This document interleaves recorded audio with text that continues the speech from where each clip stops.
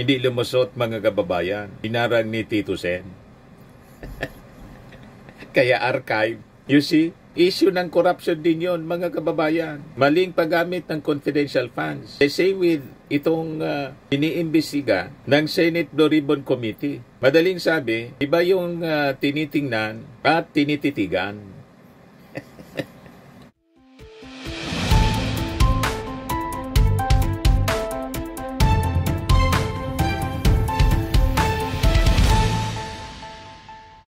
Hello po mga kababayan, si Dante Maravillas, Bicolano vlogger, broadcast journalist from Albay. I-share ko ito sa inyong komentary mga kababayan kasi parehas ng sinasabi natin in relation doon sa sinasagawa ngayon na investigation sa mga anomalous flood control projects ng Senate Committee, Senate Blue Ribbon Committee na pinamumunuan po ni Marcoleta.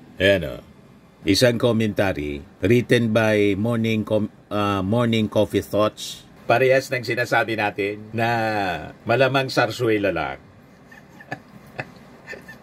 Palabas lang po. At ang masama, baka whitewashing.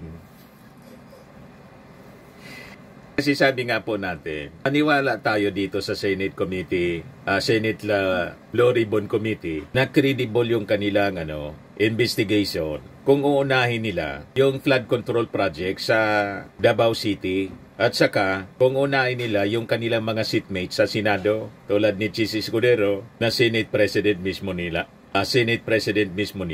saka si Joel Villanueva, saka si Bongo. Di ba? Na brother po, kontraktor sa Davao. At ngayon, yung Davao, binabaha pa rin despite mga kababayan ng mga Duterte more than 3 decades na naging mayor at naging presidente pa ng ating bansa. Pero kung hindi sila magsasagawa ng inquiry doon sa pagtanggap ng campaign fund ni Chis Escudero na inamin niya mismo, saka ni Joel Villanueva, mananatili sa ating isipan ang duda na baka ito ay sarsuela lang. Moro-moro, drama. Ito, i-share ko po sa inyo. Commentary, Marcoleta's first hearing and his biggest contradiction. Kasi biglang nagpatawag ng Senate hearing si Marcoleta. Forthwith. Pero doon mga kababayan sa issue ng impeachment case ni Sara Duterte, forthwith pero dismiss. Archive. Dismissal sana. Hindi lumusot mga kababayan. Inarang ni Tito Sen. Kaya archive. You see? Issue ng corruption din yon mga kababayan. Maling paggamit ng confidential funds. Same with itong iniimbestiga ng Senate Blue Ribbon Committee. Madaling sabi, iba yung tinitingnan at tinititigan. Di ba po? Ikasabihan ganon? Iba ang tinitingnan sa tinititigan. Yan o, sabi rito. Morning Coffee Thoughts. Commentary. Marcoleta's first hearing and his biggest contradiction. Senator Rodante Marcoleta walked into his first Blue Ribbon hearing on August 19, kahapon po, with the 545 billion pesos flood control corruption scandal waiting for him. This was his first test as chairman, his first performance in front of the public as the man supposedly tasked with guarding accountability. I watched closely, not because I expected anything different, but because I no longer give these officials the benefit of the doubt. I have zero trust in this Marcoleta character. I watch him the same way I watch Bongbong Marcos, Jaime Marcos, the garbage heap called Duterte 7, and a few others who feed off public tolerance. Sabi niya sa kanyang commentary, most Filipinos anya shrug and settle, but I won't. Para niya sa akin, these are low-quality politicians who only act when they are cornered, and even then, only in ways that serve themselves. That is why this evaluation matters. And first test, itong flood control investigation. The scale of this scandal is staggering. 15 favored contractors cornered 100 billion worth of projects out of 545 billion flood control budget. Ang nag-trigger nito, mga kababayan, na investigation ni Marcoleta sa Senado na dapat sana hindi silang gumagawa nito. Tulad ng sinabi ni Sandro Marcos na hindi bagay para sa kanila. Kasi yung ina-accuse yung Congress. Dapat niya sana independent. Pero gusto nilang gawin. O di sige, tingnan natin. Ano ba? Ang tawag niyan, mga kababayan, sana nagkaroon na naman sila ng delikadesa. Wala na po eh. Sila na mismo ang nagsasagawa ng investigasyon ngayon. Nagkaroon tuloy ng duda kung ano ang motibo. Ito ba ay, sabi ni Bato de la Rosa, truth seekers daw sila. Hindi witch hunters, kundi truth seekers. So naging na truth seekers na sila ngayon. Pero pinagtakpan si Sara. Yan ang punto rito, mga kababayan. Pag hindi mga kaalyado, truth seekers sila. Pero sa kaalyado tulad ni Sara, archive, dismissal ang motion. O, di ba? Ano tawag mo dyan kung hindi moro-moro, sarsuela?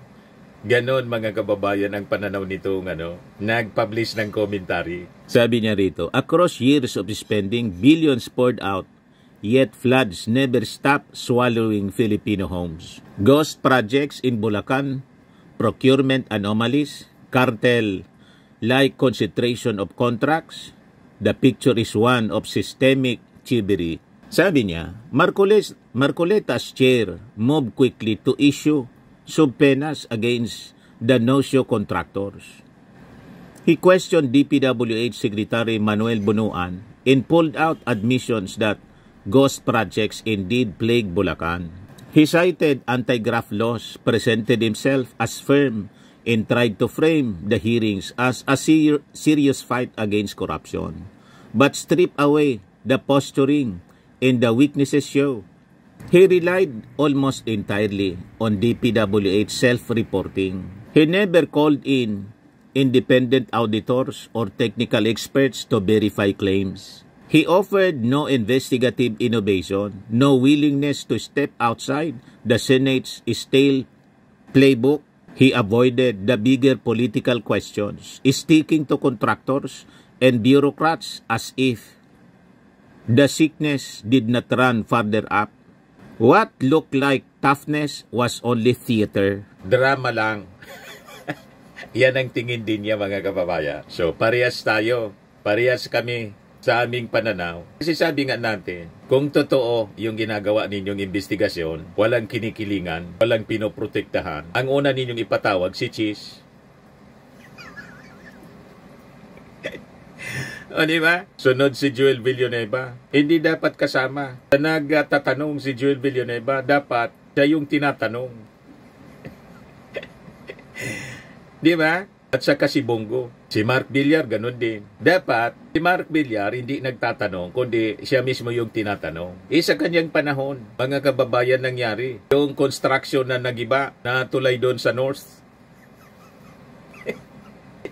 Yung pinunta ng ating Pangulo. Yan Sabi ni Mark Villar kahapon, we have to push for more accountability sa mga projects. Sabi dito sa report ng Pilipinas Today, si Mark Villar, ang DPWH Secretary, nang itayo ang 1.22 billion Isabela Bridge na gumuho ilang linggo matapos buksan sa publiko noong Pebrero 2025. Pure hypocrisy, mga kababayan. May accountability pa kayong nalalaman. Tingnan muna ninyo yung sarili ninyo. Kung accountable kayo at naniniwala sa accountability. Naniniwala pala kayo sa accountability? Itong si Mark Villar, kasama sa bumoto para i-archive o na-dismissal, sana ni-revise, i-archive yung public accountability ni Sara Duterte sa impeachment trial. Diba? Malinaw na hypocrisy drama. Tapos si Joel Villanueva nagpilato kahapon. O, diba? Kaya sabi ng Morning Coffee Thoughts, what looked like toughness was only theater. Isang palabas lang. Sabi pa niya, the unforgivable context, Sara Duterte's impeachment. Just 13 days earlier, on August 6, Marcoleta stood in the same Senate and buried the impeachment case of Vice President Sara Duterte. He was not just a vote. He was the primary architect of the motion to archive, leading the 19-4-1 result. Correct. So, forthwith sila ngayon mga kababayan dito sa investigasyon sa mga flood control projects para papanagutin daw accountability. Unang-una, hindi kayo credible na magsalita about accountability kasi yung ang accountability na hinahangad ng House sa impeachment trial, dininay ninyo sila at yung ating mga mamamayang Filipino. Pagkatapos ngayon, you speak of accountability. Ano yon? So, lumalabas selective lang yung accountability na gusto ninyong ma-achieve. Tama si Sandro Marcos. Hindi siya pabor na ang mag-imbestiga Congress. Kasi maraming sabit sa Congress. Ang Congress po, composed of the lower house and the upper house. Kasama ang Senado sa Congress. Bicameral kasi tayo. So kung may dapat mag-imbestiga niyan, it should be an independent body. Kailang pumasok na kayo. Ewan ko kung anong motibo ninyo. Double standard, mga kababayan, ang ibig sabihin nito. You see, gusto ninyong i-hold accountable itong mga sinasabing sangkot dito na mga contractors or officials ng ating gobyerno, pati sa DPWH, that's fine. Kung sana uniform yung inyong application ng accountability. Ang problema po, pagkaalyado ninyo tulad ni Sara Duterte, archive, forthwith archive.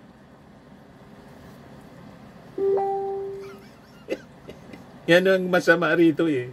Sabi dito sa commentary po, the charges against Duterte were serious. 612.5 million in confidential funds between the OBP and DepEd, violations of the anti-graft law, betrayal of public trust, and even allegation of assassination threats against the President, First Lady, and the House Speaker. Marcoleta's response was not to demand answer, but to protect her. He called the impeachment a waste of time. He dismissed it as politicking. He said it would cause division. He argued Congress had no right to probe her confidential funds and insisted that she deserved protection from legislative oversight. He disrupted budget hearings, attacked the Commission on Audit for raising red flags, and tried to kill every effort at scrutiny. For this defense, he was expelled from 5 House panels. Yun ang ginawa ng Kongreso, in-expel po siya. Doon sa, nung congressman pa siya, kitang-kita po ang personal biases.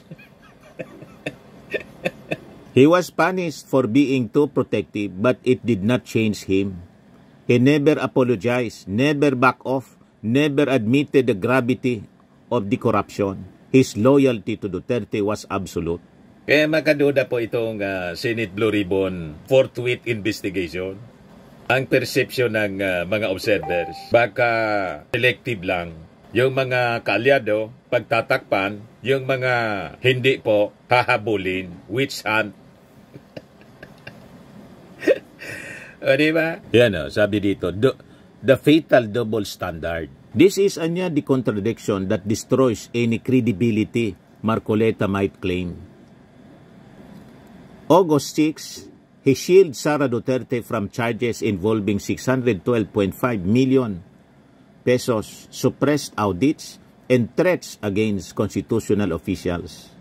August 19, he declares enough is enough against 545 billion in flood control corruption, and promises to expose mysterious contracts.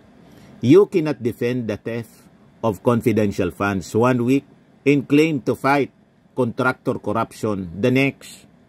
You cannot silence investigation into the second highest official in the land and then pretend to safeguard taxpayers from cartels. This is not inconsistency, it is selective justice. Marcoleta protects allies, political allies, while sacrificing those without political shields. Hindi po ako may sabi niyan. Morning Coffee Thoughts ang nagsabi niyan. And anyway, Yung kanyang sinasabi po naman po, factual. Yun man talaga po, double standard, napakalinaw, selective. Sabi nga natin, maniwala tayo siguro pag inunan niya si Chis Escudero, si Joel Villanueva, si Bongo. O di ba? At saka si Mark Villar. O ito yung Davao, binabaha. Ang kontraktor dito, half-brother ni Bongo. Yan si Chis. Ayan, si Bongo. 326 million halaga ng proyekto hinawakan ng half-brother ni Senator Go. Report ng Billionaire News. Yan ito yung post ko kahapon. Kaduda naman ang investigasyon ngayon sa Senado sa flood control projects. Truthful o sarsuela? Yan ang tanong. Maniwala kami kung unahin ninyo yung katabi ninyo. Ano ba? Mga kasama ninyo. Pero pag hindi po, malabo na maniniwala sa investigasyon ninyo ang ating mga mamamayang Filipino. Grandstanding ang ginagawa ng ilang mga senador. Sabi niya rito, the political racket. Marcolita is part of a bloc that has turned selective protection into a strategy. Alongside Aimee Marcos, Bato de la Rosa, Robin Padilla, Bongo, and the Villar dynasty, he forms the shield wall around the Duterte family. Their tactic is simple. Call for unity when corruption touches their circle, but roar against corruption when outsiders can be safely blamed. The result is not reform. It is theater. The Blue Ribbon becomes a stage for power games, not accountability. Investigations rise and fall, not on principle but on political allegiance. The larger pattern. The flood control scandal, sabi niya, fits into the deeper pattern of Philippine governance. Procurement corruption dominated by dynasties, contractors tied to clans, and local government sidelined, while congressmen and senators divide the spoils. Yan mismo, mga kagababayan ang sitwasyon. As revealed by Governor Daniel Fernando. Wala niya kung alam sa mga projects na yan. Sino may alam? Alams na. Hindi kino-coordinate sa kanila. Sabi ni Daniel Fernando. Kasi mga national government projects. So tama ito. Sinasabi dito sa commentary po. Yan sabi dyan. Local governments sidelined while congressmen and senators divide the spoils. Bulacan's ghost projects, admitted by Bonoan himself, show how national budgets bypass real local oversights. Civil society experts are excluded, independent technical audits ignored, and the same politicians responsible for enabling corruption are given the job of pretending to investigate it. This is why Senate hearings draw more skepticism than hope. And this is why Marcoleta's role is doubly offensive. Not only is he compromised, he is the embodiment of the protection racket. Zero credibility, mga kababayan, ang tingin ng mga observers dito po sa investigasyon ng Senate Blue Ribbon Committee. Ano masasabi po ninyo? May punto po. Factual ang mga sinasabi niya rito. Doon pa lang sa issue ng impeachment. Saan ka nakakita? Chineld mo yung accountability para kay Sara kasi kalyado ninyo. Tapos ngayon, you speak about accountability. Ano yon? Di ba klaradong double standard? Sabi niya dito, the final judgment. Marcoleta's defense of Sara Duterte should have disqualified him from even chairing the Blue Ribbon Committee. Tama. Pati nga sa doon sa Commission on Appointments, ang gustong mangyari, ang majority, sila lang. So, iba talaga yung intensyon. Mabutit na kipaglaban, mga kababayan, si Tito Sen. Question talaga po yung membership sa Commission on Appointments. A very powerful committee ng Senado. So, tama itong sinasabi dito ng Morning Coffee Thoughts ng author nito. Dapat, ang Senate Blue Ribbon Committee Chairman po, para maniwala kami, from the minority, pwedeng si Risa Ontiveros or si Tito Sen. Maniwala pa kami. Pero kung si Marcoleta po, wag kami. Kayo-kayo na lang ang magbulahan dyan. Malinaw na lutong Macau. Di ba? Double standard na malinaw, mga kababayan. It exposed niya his willingness to obstruct, protect, and bend rules when political loyalty demanded it. His flood control investigation, no matter how loud his words, is already poisoned by that betrayal. His credibility as Blue Ribbon Chair is dead on arrival. Kaya nga po, ang sana, pag natuloy po yung natuloy yung chatsa, may sinusulong na chatsa at hindi daw haharangin ng ating Pangulong Bongbong Marcos, dapat isama po ang pag-abolish ng Senado. Infected na po ng mga masasamang loob ang Senado. Nasira ng tuluyan. Yung institusyon, the last bastion of democracy, nasira na. Sirang-sira na po. Kaya nakita ninyo, yung approval ratings po, trust ratings, sumadsad yung Senado. First time in history ng Senado, tinalo ng Congress. Mas marami ang nanonood sa mga congressional investigation kaysa sa Senado. Mas interesado, mas credible kasi mag-imbestiga yung ating mga congressmen, yung Quadcom, lalo na, at yung good government, kaysa yung mga investigation sa Senado. Ang pinaniniwalaan na lang po na investigation sa Senado, yung pinamumunuan ni Risa Ontiveros. The rest, wala na po. Walang magka-interest po. May duda palagi. Yan His credibility niya as Blue Ribbon Chair is dead on arrival. The Senate cannot claim seriousness while keeping compromised figures in charge of accountability. So ito yung call to action. Sabi niya, Marcoleta must be stripped of the chairmanship. The flood control investigation deserves leadership that is independent, not tied to Duterte protection rackets. Civil society and independent experts must be brought in. For citizens, there is no room for satisfaction with this theater. Watch him like you would watch a thief. Call out the double standard. Demand more than empty hearings. Because Marcoleta is not exposing corruption. He is protecting it.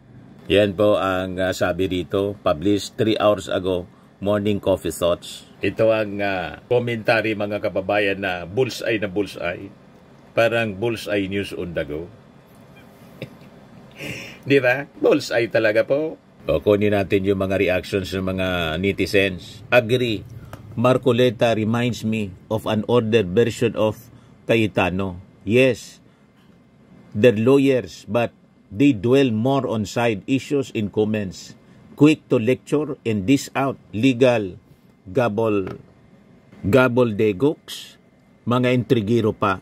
Mga intrigero ba? Pang showbiz? Sabi ni Justin Lopez. Bullseye. The same senator who leads investigate anomalous flood control projects is the same who primarily filed the motion to archive the impeachment complaint. Tunay na double standards. Sabi ni Debbie Perez Gaite, I was also surprised by his appointment as Blue Ribbon Chair, especially after he led the Duterte bloc in the impeachment hearings. May horse trading kaya na nangyari? Sabi ni Emmanuel Toledo, thank you for writing this piece. It is revolting to have Marcoleta chair the Blue Ribbon Committee. In what you wrote made it very, very obvious. The Blue Ribbon Committee beheaded by someone with a good track record, one who has shown in his past political career that he can and have exposed big-time anomalies in the government. Sabi ni Net Arcia, I watched the HOR hearings when he was still a congressman. I agree with you. He has zero credibility to chair the Blue Ribbon Committee now. Sabi ni Romulo Velasquez, I simply love the tenor of this commentary. That Senator Marcoleta is simply an embodiment of the protection racket, in that his credibility as chair of the Blue Ribbon Committee is dead on arrival at the investigation activity creates a feeling of wonder whether the investigation is useful or not. Indeed, how could chiefs expose their own wrongdoings Now I am convinced that the better option is to create an independent fact-finding investigation commission to undertake such a task instead of the Blue Ribbon Committee. Congratulations, Sir Gino. Sabi ni Robert Domogen, the investigation of the flood control project should not be left to the Senate alone. They are the culprits along with the rest. All LGUs should investigate, expand the COA fraud audit. The Office of the Ombudsman should investigate and file cases against the involved politicians with the Sandigan Bayan. Sabi ni Bonilo Arensol, I totally agree that Marcoleta is protecting the corrupt. Feeling ko selective lang na mga contractors ang magigisa at current DPWH officials. Hopefully, may makasuhan at ma-refund ng government yung ginastos. Otherwise, the Senate hearing is just for show. Sabi ni Lynn Mina, the problem is politicking. Members of the majority are given the choice. Committees, regardless of their character and track record. It is offensive to witness committee hearings done by chairmen when their credibility is questionable. Sabi ni Nilia, no credibility because the very persons questioning DPWH are charged with the same crime, double standard, protecting some politician charged with the same corrupt practices. Sabi ni Maria Santita, that hearing is another circus to watch as to who the clowns are and who are enjoying the show is up to the people now. So disappointing. Sabi ni James Manimtim Isguera, I can only sigh in disbelief, in shiver in utter disgust of these evil people. God preserve the Philippines. Duda ang ating mga mamamayang Filipino. Parehas na ang ating sinabi kahapon na parang sarsuela lang. Moro-moro. Palabas. Ano tingin ninyo po, mga kababayan? Post your comments. Sa mga naghanap ng malinis and spacious fitness gym, pumunta lang po kayo sa aming Colossal Fitness Gym. We also offer Grab Car Rental with our brand new 2023 model ng Toyota Innova.